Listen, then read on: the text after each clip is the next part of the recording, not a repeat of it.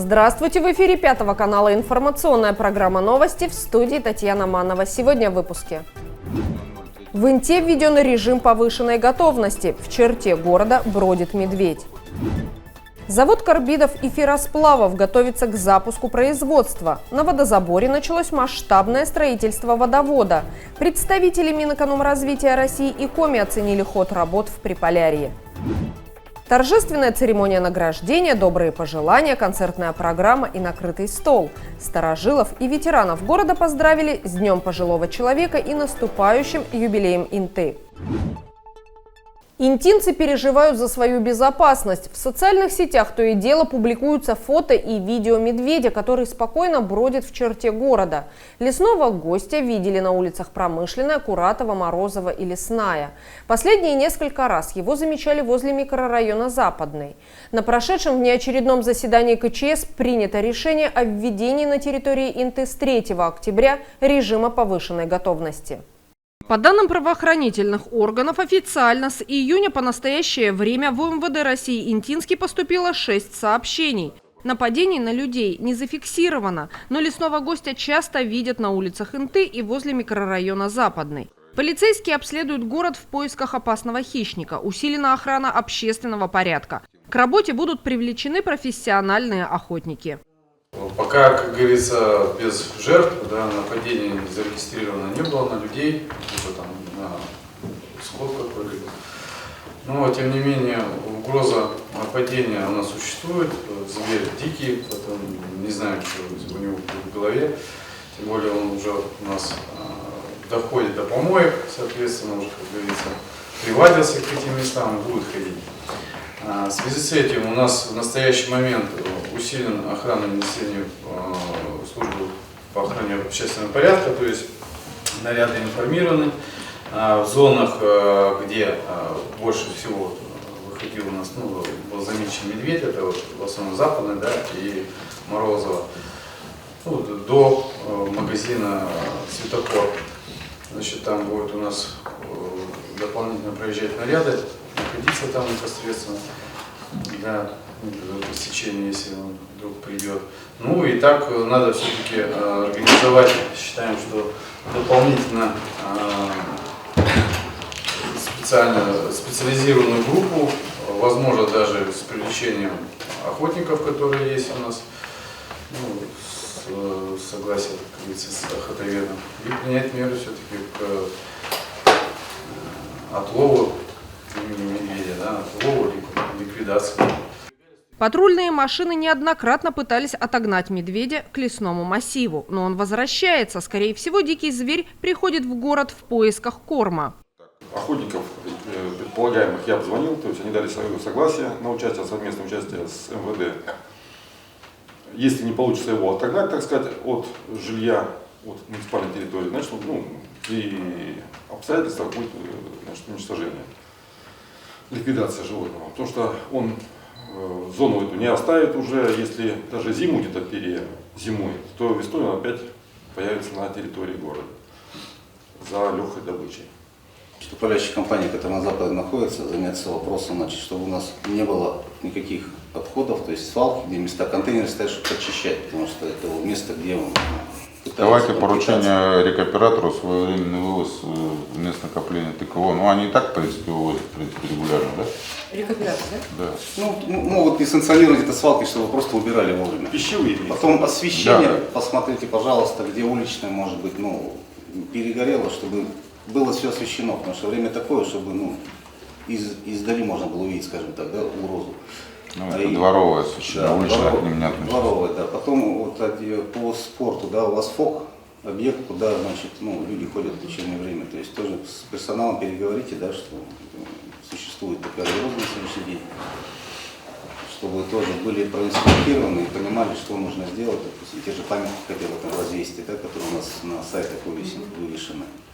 По образованию тоже пусть спецсостав с детьми переговорит, может кто-то ограничен посещение секции, в вечернее время. Горожан просят оставаться бдительными. В случае обнаружения медведя обязательно сообщать в единую дежурную диспетчерскую службу по номеру 68415. Инту с рабочим визитом посетили представители Министерства экономического развития Российской Федерации и Республики Коми. Специалисты объехали несколько городских объектов, побывали на головных водозаборных сооружениях, бывших шахтах «Глубокая» и «Интинская», а также оценили ход работ строящегося завода карбидов и ферросплавов. На головных водозаборных сооружениях началось масштабное строительство водовода, которое должно улучшить качество питьевой воды. Крымской подрядной организации предстоит провести 15 километров новых труб холодного водоснабжения. До конца этого года планируется уложить трубы до котельной по улице Лермонтова в микрорайоне Восточный. Оставшиеся объемы, это примерно 11 километров, закончить уже в 2025 году. В рамках нашего контракта нам предстоит переложить 15 километров действующего водовода, то есть вдоль него построить новый, так как имеющийся водовод, он построен еще в советские времена и находится в довольно-таки плачевном состоянии. В данный момент мы находимся на водозаборе, то есть от точки начала нашего строительства. На данный момент у нас произведена расчистка, подготовка, снятие плодородного слоя, полкилометра участка. Завозится труба, которая поступает у нас с вагонов, с колес. И приступаем завтра, послезавтра к сварке. То есть тут будут лежать сваренные трубы.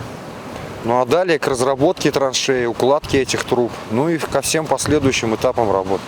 По обследованию, которое мы провели, износ сети очень высокий, 100% не скажешь, потому что такого не может быть. Очень большой износ, соответственно, сейчас давно уже, видать, назрела эта проблема, и замена трубы снизит потери воды, значительно снизит потери воды, и качество воды, которое доставляется до населения, будет намного выше. Это самое главное, потому что сейчас я уже вижу, живу здесь и вижу, какая вода из-под крана идет, и, соответственно, вода будет чище намного, и с заменой всех сетей, особенно этих центральных магистральных, я думаю, качество на порядок увеличится. По поводу техники, у нас завтра прибывает баржа сюда, где будет доставлена техника, установка горизонтально наклонного бурения, необходимые материалы, ну и, соответственно, инструмент. По поводу строительной техники, землеройной техники, то здесь в Инте она есть в достаточном количестве. Мы привлекаем местную технику для производства земляных работ, а уже специализированная техника придет уже завтра. Подрядной организации предстоит сделать большой объем работ. На объекте трудятся только квалифицированные специалисты. Совершенно верно. Тут необходимы профильные специалисты, которые управляют непосредственно установкой горизонтально направленного бурения. Соответственно, сварщики пластиковой трубы аттестованные обязательно. И все эти специалисты прибыли на месте и будут приступать к работе. Головные водозаборные сооружения введены в эксплуатацию на реке Большая Инта в 1956 году. В 2003 году из-за просадок вследствие шахтных выработок и русловых процессов были построены барраж и берегоукрепительные сооружения. Со временем они изрядно износились, появились значительные дефекты. Кроме того, наблюдается падение уровня воды в реке, что создает риски для надежного водоснабжения города. Требуется капитальный ремонт и строительство новой станции водоподготовки. На головных водозаборных что мы можем? Вот сама станция старая головных водозаборных сооружений. Здесь как бы у нас в рамках выделенных средств заключен муниципальный контракт на разработку ПСД на станцию водоподготовки. Это будет порядка 85 миллионов 84 900 копейками. Которая предполагается будет установлена на территории головных водозаборных сооружений и непосредственно завязана с самими водозаборными сооружениями. Это вот где-то здесь, да? Это вот отбивали территорию, вот она, вот сами водозаборные, вот здесь будет водоподготовка. Также представители Министерства экономического развития Российской Федерации и Республики Коми посетили бывшие шахты «Глубокая», «Интинская» и строящийся завод карбидов и ферросплавов. По словам заместителя генерального директора завода, в декабре будут проведены пусконаладочные работы, после чего запланирован запуск производства и выпуск первой партии карбида кальция, который может составить конкуренцию поставщикам из разных стран мира. Когда мы разговаривали с инвестором, Константиновым, Олег Александрович, он говорит о том, что они еще, скажем так, год назад, где-то ориентировочно он говорил, они создали свой сайт вот этого завода. И он говорит, у нас случился аншлаг. Мы отключили обратную связь. Потому что, да, взорвалась обратная связь, и сегодня это очень востребовано, люди ждут этой продукции, и достаточно серьезный бизнес заинтересован в данной продукции. Хочется отметить, что вот уже сегодня более 450 миллионов они вложили инвестиции в это производство, до конца года они планируют порядка 500 закрыть, в целом проект 800 миллионов, при этом хочу обратить внимание, что заходили они с проектом 320. Но, знаете, там мы когда планировали одни цифры, 320 хотели, по факту они ориентировочно готовятся выйти на 800 миллионов. На сегодняшний день трудоустроено 61 человек. И хочу подчеркнуть, практически все это, я, может, сейчас что-то поправьте, в последний раз у меня была информация, все города, да, все наши доходы, наши налоги, да, они являются резидентами арктической зоны, да. Вот, резидентами арктической зоны, НДФЛ наш, конечно, а все остальные налоги, они федеральные. Они в связи с тем, что они сидят на арктической, являются резидентами, они продлили свой проект, у них есть достаточно серьезная налоговая преференция, конечно. И вот эта сумма инвестиций, которую я вам уже сейчас озвучивала, она уже с учетом этих преференций обозначена. Комплекс мероприятий по вводу в эксплуатацию смонтированного оборудования намечен уже на конец этого года. Первая печь практически готова к запуску. По строительству много этапов, да, там есть печь, есть зона затаривания, есть зона охлаждения, то есть везде, если брать в процентном эквиваленте, везде по-разному, да, но мы стараемся к 4-му кварталу запуститься, как и обещали, то есть у нас груза идут, мы все собираем, то есть готовимся к запуску 4-го квартала. По планам пока так, ничего не поменялось. Планируем производить пусконаладные работы для начала, да, то есть без них никуда не деться. Вот. Ну и в дальнейшем уже, когда проведем все пусконаладные работы, отработаем технологию, то есть с нашими сотрудниками, вот, тогда уже запустимся и будем производить, то есть карбид ферросплава. Печь, которая на данный момент установлена на заводе, способна производить 2000 тонн карбида кальция. Специалисты обустраивают пультовую, где будут работать операторы и следить за датчиками и всем процессом плавления известняка и угля. Сама печь у нас готова, так скажем, если не брать механическую часть, а чисто укладка кирпича, то у нас уже практически на 100% печь готова. У нас осталось 2 последних финишных ряда, как говорится. И дальше мы уже идем по технологической части. Это приводы электродержателей, налаживание пультовой, то есть чтобы можно было с пультовой управлять всеми процессами работы. То есть это галерея первого подъема, все конвейера, шихтоподготовка, то есть весь, как говорится, контроль. После запуска производства на заводе планируется установить еще несколько печей, более мощных, чем первая. В День пожилого человека в администрации округа прошла традиционная встреча за чашечкой чая со старожилами Инты. На мероприятие были приглашены представители разных сфер города – торговли, дошкольного и школьного образования, здравоохранения, строительства, угледобычи и других.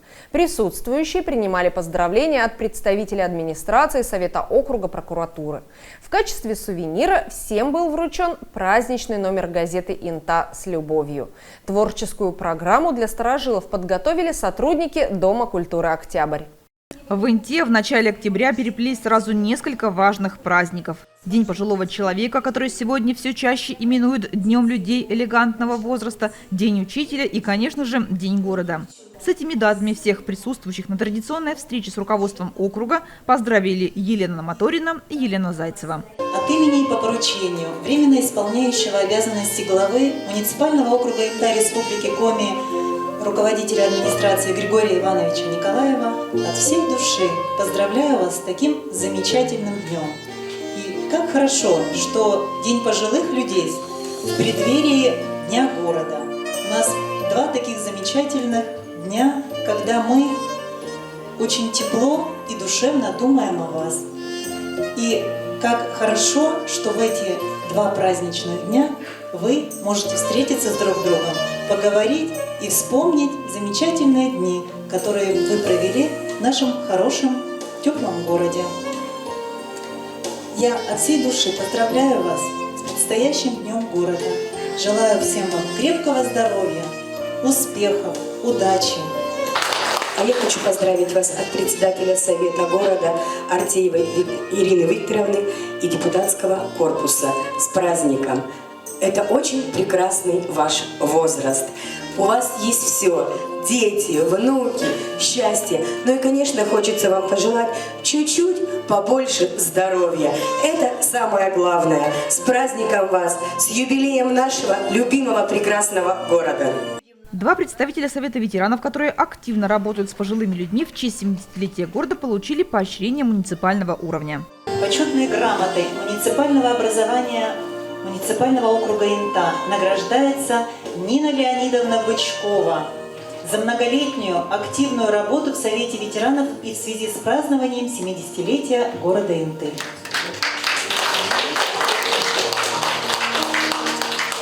Свои поздравления ветеранам Инты адресовал и новый прокурор города Борис Игнатов, который отметил важность взаимодействия именно со старожилами города. Здравствуйте, уважаемые земляки! Я в Инте человек новый, с июля месяца здесь нахожусь, по разным городам и селам, скажем так, поездил в республике. Всегда очень приятно, скажем так, и, наверное, необходимо в силу своей профессии, да, общаться с более старшим поколением. Потому что у кого спросить, или кто знает трудности того либо иного села, города, района, кто, может быть, подскажет, как улучшить инфраструктуру того же города, да, кто расскажет о проблемах, кто научит молодежь. Ну, только, наверное, вот вы, кто прожил здесь не один год, которые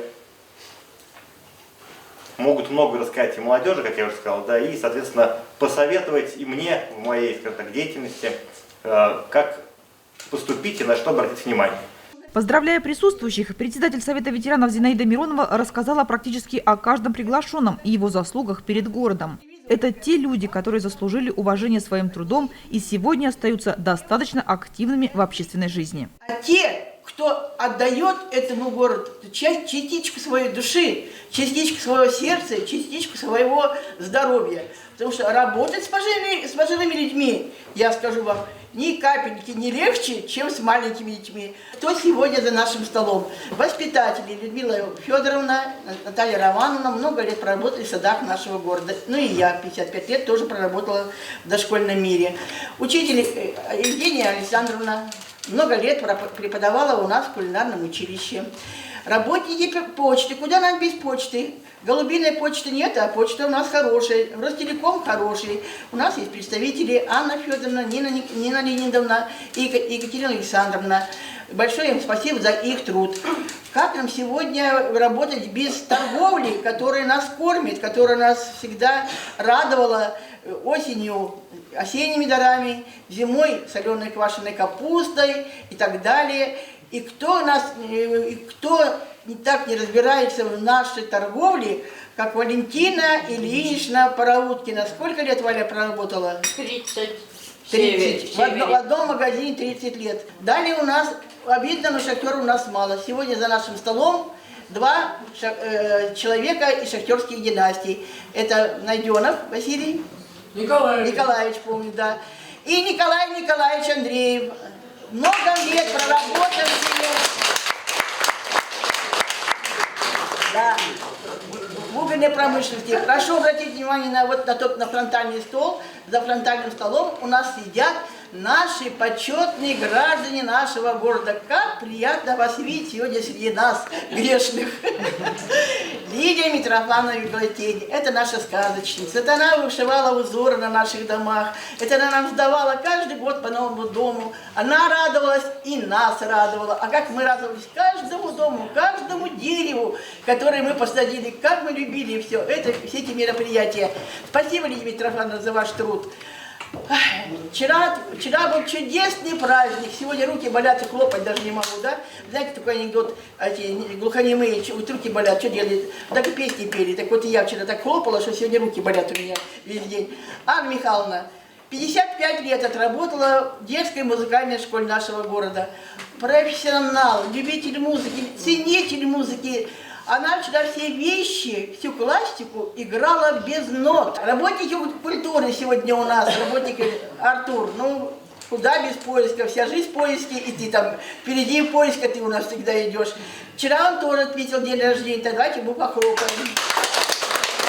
Были новые семьи, появлялись молодые люди и появлялись маленькие дети. Больше, почти 60 лет жизни отдала детству наш доктор Борис Зинаида Федоровна Мышенюк. Похлопаем. Вы не видели ее на приемах в поликлинике, потому что она всю жизнь проработала в больничке, где она лечила непосредственно лечила детей. Но последние годы она уже работала в детских садах. Среди участников традиционной встречи почетные граждане города. Сегодня их в Инте осталось 7 человек. 4 из них смогли принять участие в мероприятии. Это Анна Чебаненко, Артуш Арзакансян, Лидия Юргелатини и Николай Андреев. День рождения города – это всегда очень трепетно, да, приятно, потому что все это время, в котором мы все находимся и живем, и получаем какой-то вот приток энергии, любви, счастья от того, что мы живем в этом городе, от того, что этот город наш, корни этого города, они просто настолько духовные, богатые, что то, что было заложено теми людьми, которые этот город строили, да, и они передают вот эту эстафету души, радости, любви, счастья нам, а мы передаем, естественно, молодым людям, а молодые люди передают своим детям. И получается такая вот, да, очень хорошая связь возраста, связь времен. Старожилы смогли пообщаться друг с другом и представителями власти, принять участие в развлекательной программе. Каждый получил праздничный номер газеты «Инта с любовью». Творческую программу для старожилов подготовили сотрудники Дома культуры «Октябрь». Сегодня день рождения празднуем, и сколько в ней исполнилось лет. Мы любим город наш, все мы разные, ведь лучше на планете не станет. И зряне, и славяне, севентинцы мы, не боимся мы мороза северной зимы. Пусть многие метели на долгие недели наш город одевают лишь снега.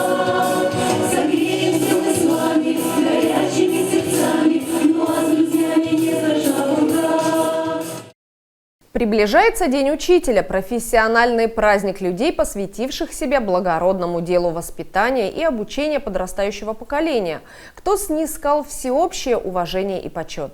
В преддверии знаменательного дня учащиеся 6 А класса лицея номер 1 и их родители подготовили репортаж о своем любимом классном руководителе, учителе английского языка, советнике директора по воспитанию и взаимодействию с детскими общественными объединениями Зинаиде Лопатченко.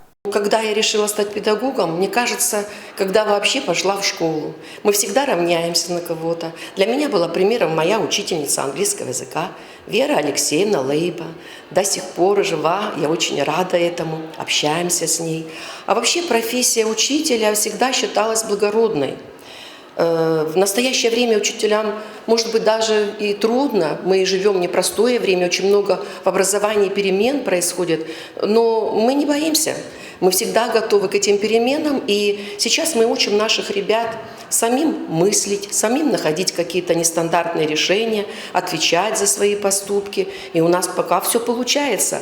А здорово, когда рядом еще замечательные коллеги, понимающие родители, ребята, которые без конца задают вопросы, почему и как. Очень интересно с ними работать. И знаете, и тогда кажется, что наш труд, он не напрасен. Зинаида Дмитриевна – это очень умный, специализированный преподаватель. Она владеет, по-моему, если не ошибаюсь, 6 языками. Зинаида Дмитриевна относится к своим ученикам как со своим друзьям. Она преподает английский язык, и если ты не понимаешь тему по-английскому, она тебе объяснит в шуточной форме. И учитель это очень умный, и мне этот учитель очень нравится. Она удивительный человек, обладающий невероятной харизмой, умом и чувством юмора. Она всегда готова прийти на помощь и поддержать в трудную минуту. Уроки Зинаиды Дмитриевны проходят очень интересно и познавательно. Она прививает нам любовь к своему предмету, чтобы в будущем мы могли много путешествовать и познавать мир. Зинаида Дмитриевна не только наш классный руководитель, но еще и наш главный болельщик. Даже если она занята, у нее все равно найдется время поддержать нас. Недавно состоялся кросс наций, в котором многие ребята из нашего класса приняли участие.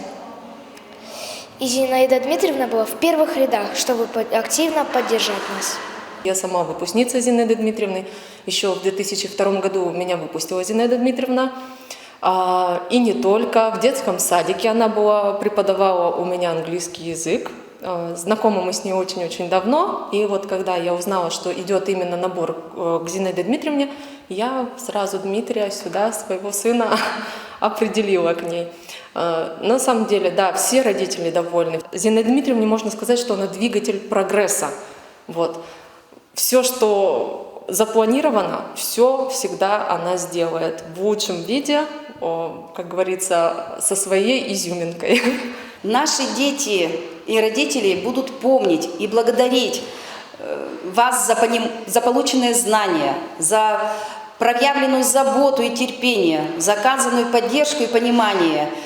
Зинаида Дмитриевна, мы вас очень любим и помним, что вы для нас сделали очень многое. Воспитали наших детей быть добрыми, отзывчивыми, заботливыми и трудолюбивыми. Благодаря вам наши дети учатся в высших учебных заведениях. Замечательный педагог, нам очень нравится. 2 года мы, получается, 2-й год учимся у нее. Ребенок очень доволен. Родители, я думаю, тоже все довольны, и остальные ученики. Она очень чуткая, внимательная, добрая, отзывчивая, энергичная. На ум приходит замечательное высказывание великого русского писателя Льва Николаевича Толстого. Если учитель имеет любовь к делу, то это хороший учитель. Если учитель имеет любовь к ученику как отец, как мать, то он намного лучше того учителя, который прочитал все книги, который не имеет любви к своему делу и к своим ученикам. Если учитель соединяет в себе эти 2 важных качества, любовь к делу, любовь к ученикам, то это совершенный учитель. По моему мнению, наша Зинаида Дмитриевна – это совершенный учитель. Огромное вам спасибо. Мне на моем педагогическом пути всегда везло и с родителями, и с детьми. Всегда были дети, которые искренне любят иностранный язык. Вот я выбрала себе английский язык, 2-й язык у меня немецкий, но преподаю английский язык. А как получилось так, что я стала учителем английского языка? Это очень просто. У меня был выбор стать следователем, учителем математики или физики, или учителем английского языка. Все решилось очень просто. Я победила в Олимпиаде по английскому языку. Тогда это была областная олимпиада. И вот мой путь открыт. Педагогический университет, факультет иностранных языков, который я закончила. И уже много-много лет работаю в педагогической сфере. Даже страшно сказать, скоро уже будет 40 лет. Зинаида Дмитриевна человек, к которому можно всегда обратиться, не опасаясь получить отказ или насмешку. Да, это человек, который, ну вот у нее какая-то женская интуиция, да, она обладает такой дипломатичностью, так и, конечно, огромное сердце, душа, да, дети ее все обожают, дети ее все любят. Ну а я как коллега, конечно, только рада, что рядом со мной такой человек. Очень приятно. Она замечательный учитель, настоящий друг, талантливый педагог и просто уникальная личность. Зинаида Дмитриевна, мы тебя любим. Это все, о чем мы хотели рассказать вам сегодня. Смотрите новости на 5 канале и будьте в курсе значимых событий ИНТы. Всего доброго и до свидания.